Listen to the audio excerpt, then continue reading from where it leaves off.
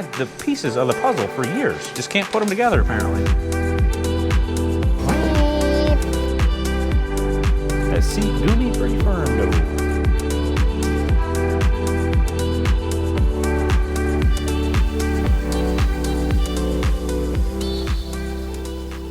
Boy, we certainly have some not so great weather, 50s and rain or so, but tell you what is not so great.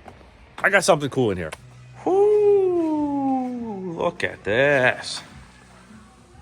You love to see it. Now, obviously, this isn't my RXC, but it is still a Catalyst, and I'm pretty pumped to have this in here to work on. This is Jimmy's sled, the guy that brought us some rags. Flash that clip in now. That's beautiful. Got a whole bunch of goodies to go in to this thing today. We're talking clutching from Terry and Tim over at Thunder Products. We're talking studding. We got some studs from INS Traction Products. These are what everyone used to call the Roten Hornets. We put a bunch of these in Ryan's Comp Turbo last year and they held up awesome. So Jimmy got these things. And then last, we've got the 8.2-inch four-wheel kit from J&T Products. We're gonna get all this started by doing the studding stuff. So I'll hoist the back up. I think there's enough room without pulling the flap, because the flap on these is riveted through the bumper, which is riveted to the tunnel. Not pumped on all the rivets. I wish that flap was easier to just kind of unbolt or maybe drill 4 rivets and then re-rivet it on like the Polaris stuff or the Skidoo. Either way, I think there's enough room back there. I can do it without pulling the flap or anything. I just got to get it up to the right height so I can sit there on my chair. Luckily, the track is also pre-marked from the factory for 2 per all the way up through. So all I got to do is just kind of blast the holes out, throw the studs in. So let's get after it.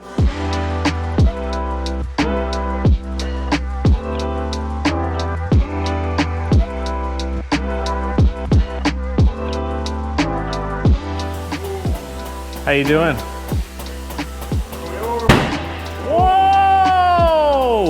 Toyota wheels. Hey! Toyota, rabble, rabble, rabble.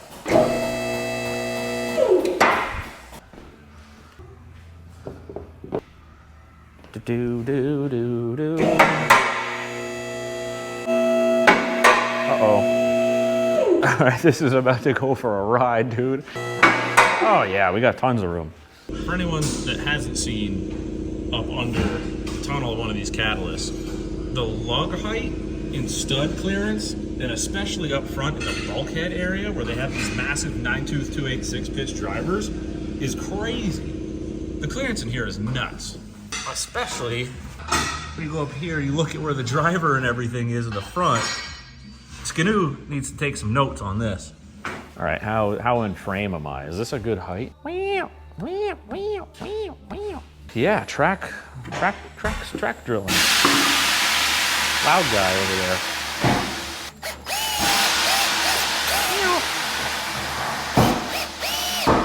Oh, they're already flinging out. Boy, this thing drilling easy. Got the Charmin Ultra track right here, dude.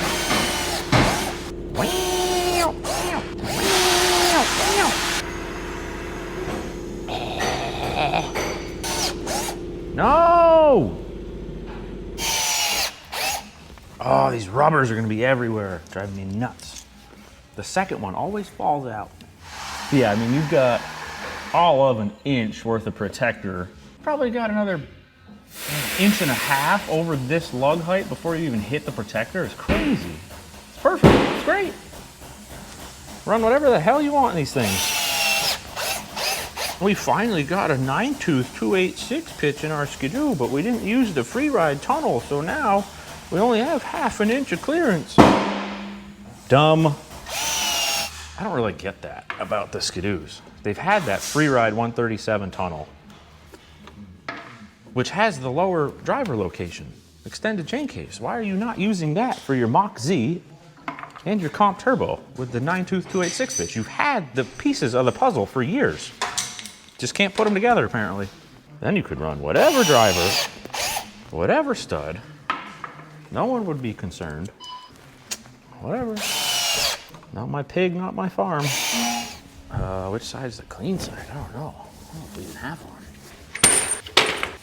In the past, I have done the crock pot trick for these ProLite backers, and I found that that softens them up a little bit too much to where they're a little bit more prone to strip out. So I'm gonna keep them cold, especially on this one with the silent drive. Anyway, I gotta shave this bit down a little bit because it's kind of used, so we gotta get it to some fresh hex, and then get to throwing these bad boys in.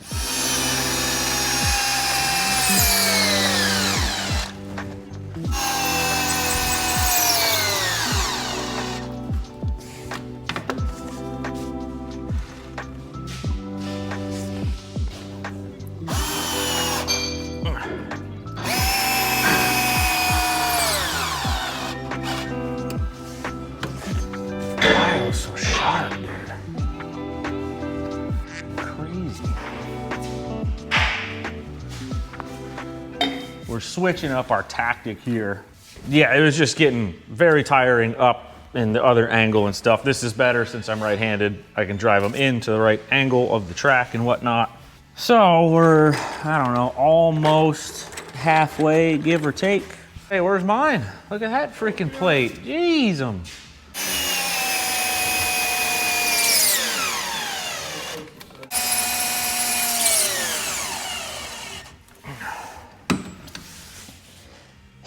I have a bruise right here from the torsion spring, but that's okay. Yeah, that thing, I think we got two more. We got two more in it. So I'd say now we're officially, yeah, we're about halfway. All right. Now it's lunchtime. I'm very excited now because I can finally see studs on the other side coming over the driver. We're getting there.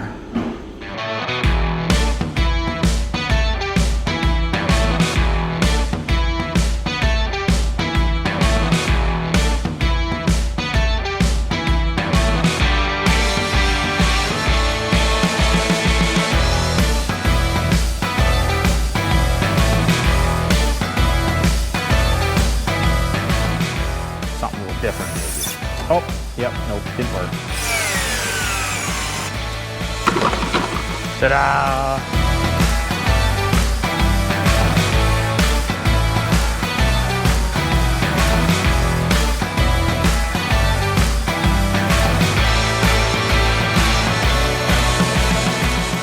Time to dig into this J&T axle and wheel setup here. So these are custom 8.2-inch wheels from Andy over at Avid that J&T gets. I don't think I need to talk about it too much. Most people know that these cat wheels don't hold up very well, especially with studs, so that middle one's gonna take it pretty hard. Go ahead, loosen up the axle, take all the tension off, bolts all the way out, slide the axle out, wheels are gonna fall, all that stuff. And then yeah, fish all these in and all the pieces, parts, grease some stuff up, retension the track, and that should be it. It should not be a very difficult procedure at all.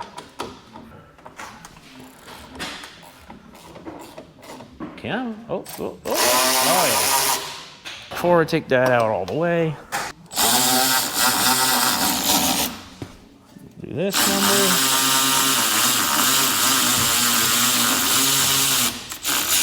Adjust it right to the end. As far as the tools go, it's just 13s or ½ inch. So adjusters and the axle bolts, same thing. Gotta do this. Some slack on that. Come on. There we go. So this is what we're really getting rid of here, are these plastic adjuster blocks. There we go. I wonder if I should loosen up this cross brace too. Get the rails to spread apart just a little bit. Oh my God. There we go.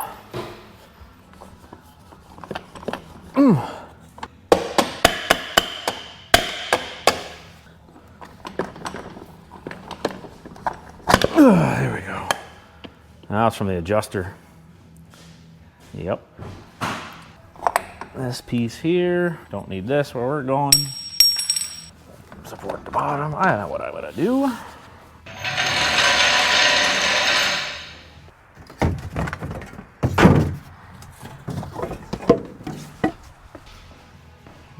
to the special wood pile there. This number.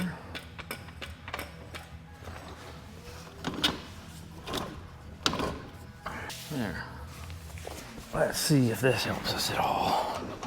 Oh yeah. Oh yeah, same thing on this side. Big burr from the adjuster and the axle slipping. Not sure how that happened. If that was a dealer assembly dealio or what? All right, I'm gonna go get some 320 grit, something along those lines. Clean these burrs down real quick so the bearings slide right over it. All right, we got our axle shaft all cleaned up. Got the rail cleaned. Gonna go ahead and grease this channel, both sides, and then start assembling stuff. Basically gonna be grease up the shaft, sus, wheel on, and then billet adjuster here. And then we'll start fishing all this through. I'm gonna put the wheels and the inner pieces all together loosely. Hopefully I can get them in to where they kind of stay together and then just start moving stuff and slide all this through. We'll see. It probably will not go that smooth, but you never know. We can be hopeful. So this doesn't need to be crazy over the top, lubed up, just enough to help things kind of slide along here. And then same with this. We don't need a ton because your bearing and sleeves and everything are gonna go ahead and pull a bunch of it off as they're coming on. So you just need a really light coating here. Do that number. I don't want any comments about this maneuver here. I might have to reposition my 2x4. Nah, hang on. Yeah, actually, if you want to pull it back, while I put this in here, that might be, whoa! All right, I'll go over it there. Yeah, it might be all right. What I could do, yeah, I got a plan. Yep. But if I can do this with the track. Take a block of wood and come off of here up into here. Hey! You know what I mean?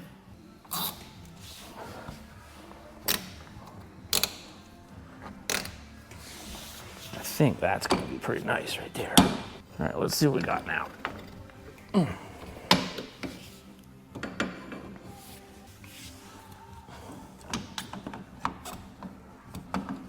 Okay. Gotta go into it this way. Gotcha. Oh yeah. These just go on the inside. Like that.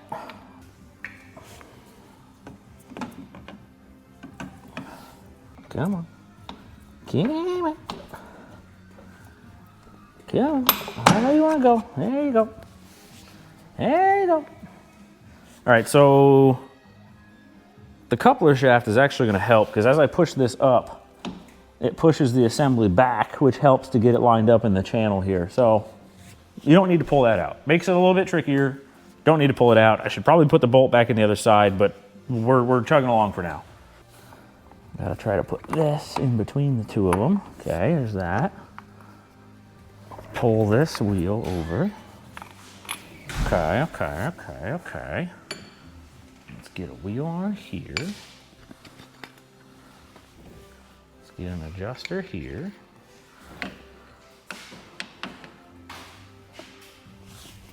Oh, we need to get these guys in here. Let's move that whole assembly.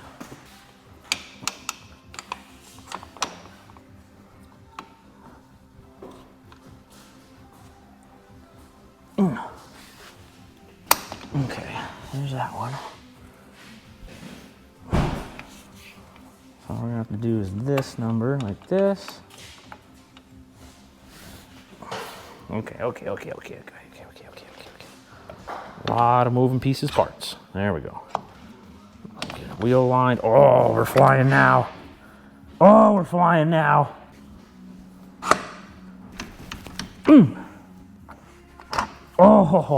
let's go. All right, I gotta flip around to the other side, get this in, see how it goes. Oh God, I'm stuck.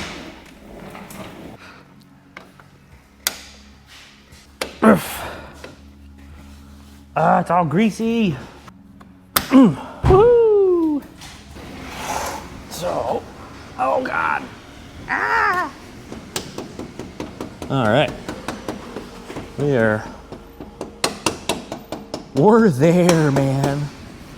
Woo, let's go.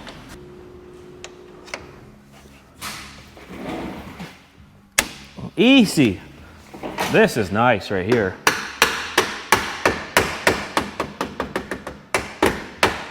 Oh, that's beautiful. That's an awesome little axle setup right there. You love to see that. Absolutely love to see it. One really nice thing about this J&T axle is the new axle support housings. They're not plastic, and they have a recess in them where your adjuster bolt goes in and bottoms out, so that your adjuster bolt isn't hitting on the axle itself anymore, like with the OEM style. That way you don't mark up the axle. As we saw when we tried to pull the original setup apart, the axle was all marked up from the adjuster, and it didn't allow the axle to slide through the wheel bearings very well. Aside from that nice bonus, they're just way stronger not being plastic. So I mean, you have this little plastic lip sitting in the channel that kind of supports everything. So you can imagine over time, that takes quite a beating. Once it's all assembled and tight, it's probably not a huge deal for the average person, but if you're someone who likes to pound through the moguls and stuff, and you're just worried about longevity, this J&T upgraded axle setup is definitely the way to go. With the coupler block out, it would definitely be easier to get the wheels in, but you wouldn't have anything to kind of hold them in line. So I found actually having the coupler block shaft in there did actually help things going together, because that allowed kind of a wedge for the track and the wheel to kind of keep the wheel centered there. I also ended up zip tying the track up right here in the bottom along with that 2x4 to try and take as much slack out of the track as possible and get us as much as we can back here. We still had a little bit of a belly here in the track, but it wasn't too bad, and I was able to kind of fish everything in. And then again, using this coupler block shaft, you can just push up from the bottom here and the wheels will push back and up, and then you can line the shaft up, and basically, as you saw, it kind of just falls right together. So take up my track tension, lock the axle in, that's pretty much it. And off we go, onto the clutching after that.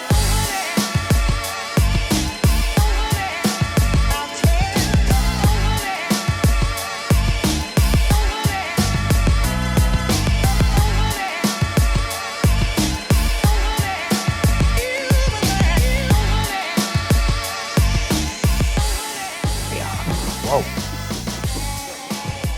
Oh. The seat do me pretty firm though.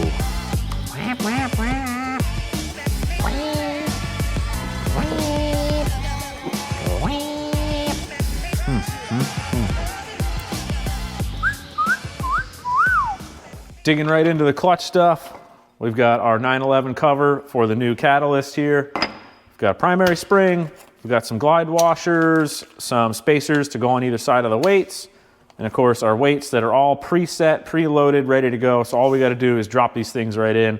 Tim and Terry over there at Thunder Products do a pretty damn good job of getting these things all dialed in for us. So all we got to do is throw them in the sled. If you guys change something with your setup down the road, you might need to do a little bit of fine tuning, which they give you this whole manual on where to place weights and how to change that, how to fine tune everything to how you want it. But if not, you can always give them a call and they'll help you out. So basically all I gotta do is pop the primary off of this thing, get it on the bench, pull the spring, pull the cover, weights, slap it all back together, throw it in the machine, and we should be good to go. So let's get into it.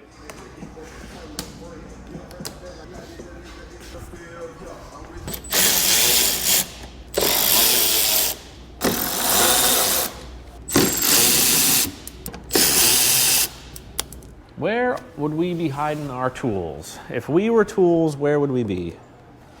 Not in there. Dang it. I can't find the secondary opening tool anywhere. It must be in Jim's tunnel bag, which is not a problem. If that's where he keeps it, that's where he keeps it. Unfortunately, I don't have anything in this shop that's 5/16 24 fine thread. Why are we using weird stuff like that? Make everything metric at this point. Anyway, I gotta hold off on getting into this tonight because I don't have anything to open the secondary to get the belt off. So tomorrow morning, I'll run down to the hardware store. I'll grab a bolt, thread in there, open that thing up, and off we go. But yeah, we'll pick this back up in the morning. I sent Jim a text and said, hey, I don't have the tool. I'm gonna buy one, yada, yada, yada. He ended up dropping this thing off in the morning. So let's get back into it. Look at that. But why are we using this thread pitch? Why are we using 5/16 24 fine thread? What are we doing here? Oh boy, they don't give you any room in here, huh? Why? japers. And then we gotta flip this little graphite puck jobby, right? We'll roll it, yep, down and under to the back side. All right, I'm gonna leave this here for now and then pull the secondary right off. Not that I think that's gonna help a lot with getting the belt and clutch out, but it might.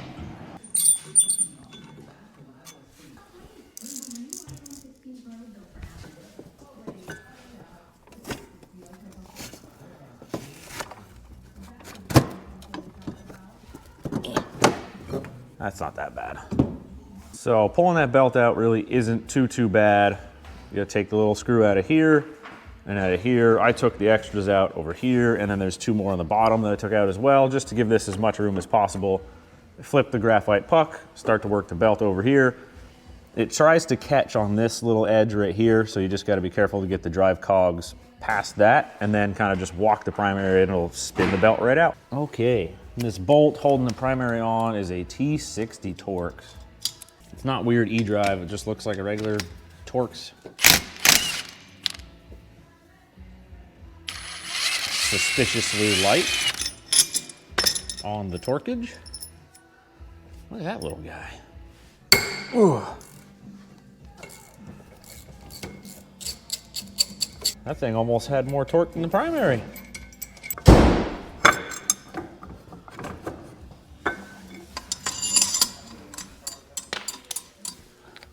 All right, let's see how this goes.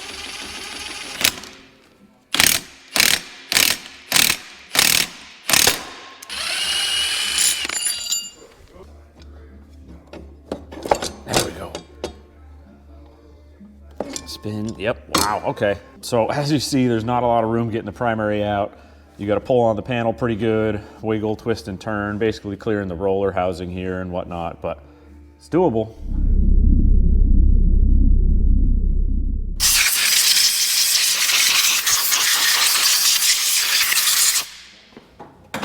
Very clean. As expected from Jim though. Guy's on top of it. Buddy is on top of it. Super simple here, blast the cover off, pull the weights out, swap the spring over, reassemble. With the new weight, they're a little bit narrower than the stock weight, so included are some shims or plastic spacers to go on either side. Well, I don't know if they're plastic, I'm sure they're some sort of fancy material, but either way, you get what I'm saying here. As usual with your Thunder Products kit, all the weights come preloaded, so you don't really have to mess around. Call them, tell them what your setup is. They load them up, so when you get them, all you have to do is throw them in. However, they do include more bolts and washers if you change your setup or you want to fine-tune things down the road from there. You have that ability. With our new 911 cover, we get a glide washer to go on one end of the spring. It says in the instructions which end. I got to double check that. Goes between the primary spring and the cover to eliminate coil bind. Once we get done with the clutch stuff here, we are throwing on the new G-Force Gates belt that Thunder recommends. And yeah, we'll get into it. So I like to take the belt, throw it in the clutch. That way when you start taking the cover off, the moving sheave doesn't just drop right to the bottom. You got something to help hold it up a little bit.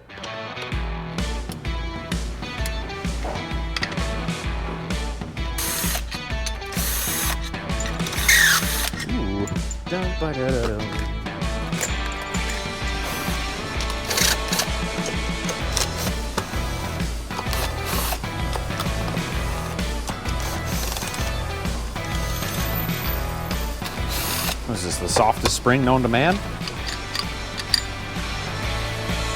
Huh.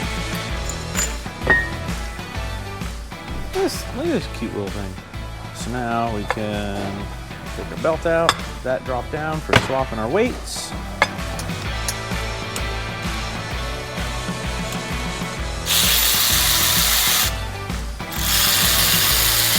Hold down the hot that's for sure. Once you get your weight pin retainer bolts out, little T30 guys, if you need the size, right? T30 Torx. So you pull the bolt out of there. You have a pin that holds the weight in. If these get stuck in here on the higher mileage sleds, you might have to go and thread a little bolt in or a punch tool of some sort. M5 by 0.8 is the thread pitch, and then you'll end up having to tap it and drive it out. But on this new unit, they just kind of walk right out. So you won't really need a bolt or anything. If you're working on a new sled, you should be able to just take something similar, maybe a screwdriver perhaps or whatever, push the pin right out, But if they do get stuck in, you'll just want a long bolt kind of like this to thread that in and then kind of drive them out. Similar to a P-drive. Gross. We're gonna go ahead, pull these out, or push them out rather. Our little shimmy boys. Put those aside. Stock weight over there. Same thing on all of these. Go ahead and yoink these right out. All right, so with your new Thunder Products weights, you do disregard the little shimmy boys here. So we're gonna take those, plop them in that little bucket for now, and you just do a black plastic shim, your weight, and then another black plastic shim. The 5 mil does help to wiggle and twist and push, getting everything aligned and through there. And then I'm also using this little hook tool to kind of get in here and pry up on the little washer back and forth, or however I need to. Washer, spacer, you know what I'm talking about. All in all, slides right in, no big deal. I'm gonna put just a tiny little bit of blue Loctite on these when they go back in. Not a lot, just a tiny bit. Let's do another one here, and you guys can see. I'll try and do it from this side, and then I can crop in, and you guys can get a good idea of what we're doing here. So, take our pin, that lined up in here. You come here. A little washer, spacer, washer, whatever. Same. We'll fish this one in. Yeah, pin's a little too far through. Go back, thank you. Yeah, so Holmes is texting me, and why? And from this side? Oh yeah. There we go. Yoink. Not too bad. A little bit of fishery. A little fishery there. Not too bad though. So that hex in your weight pin that I mentioned earlier, that all makes sense now because these are not a press fit like a P-drive. They just kind of slide in and out. You're gonna need a second tool with your 5 mil to hold that side while you tighten this to keep the pin from rolling in there. Spring, bonk, washer. Where's my mark? Right there. I'm gonna put the Thunder logo up with that just cause. Take this guy. These were dry factory. They have all the spring pressure. Those blind holes, yep. I'm gonna put just the tiniest bit of grease on the threads of these bolts just because I hate dry hardware. But you don't want to go crazy with grease on a clutch because obviously it will capture all the belt dust, but these go into that blind hole down there in the moving sheave. So not too big of a concern in that regard, but I just want a little something on them because dry hardware is no good.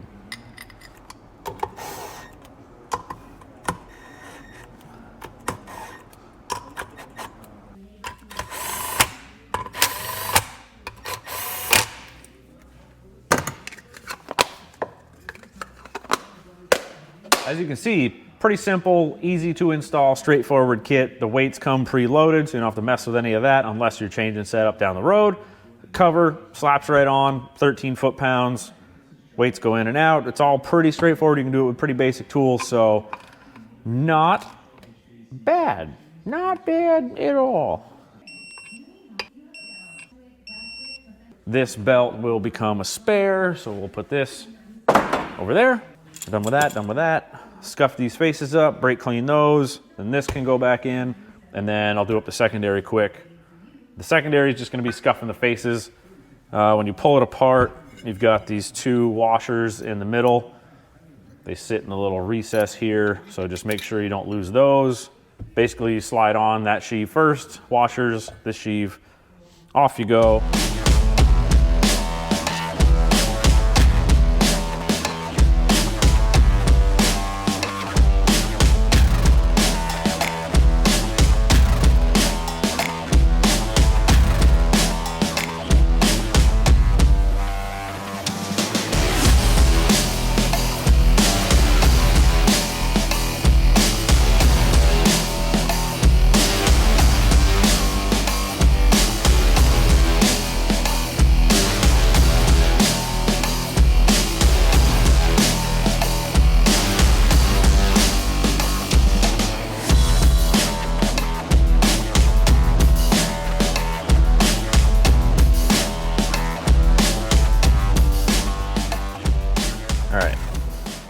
So with the cutouts of the cover here, positioning it like this so I can get the belt in between one here, and then that'll help draw and roll that belt up in as you just manually turn the primary over. Look at that.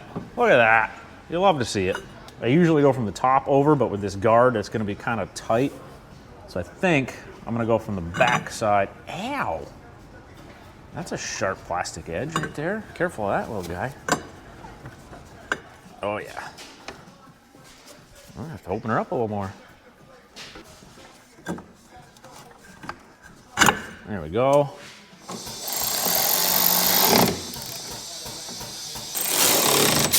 Allegedly, you only need to take out these two, but taking out the other three takes an extra 15 seconds and gains you a bit more movement, so might as well pop them out. And then don't forget to flip your graphite puck thing back from the underside here into its little groove. Ow. Boy, that is tight. I don't know if that's graphite or not. It's something, but you know what I'm talking about. This little doodad. There. Snap, snap, snap. We're done.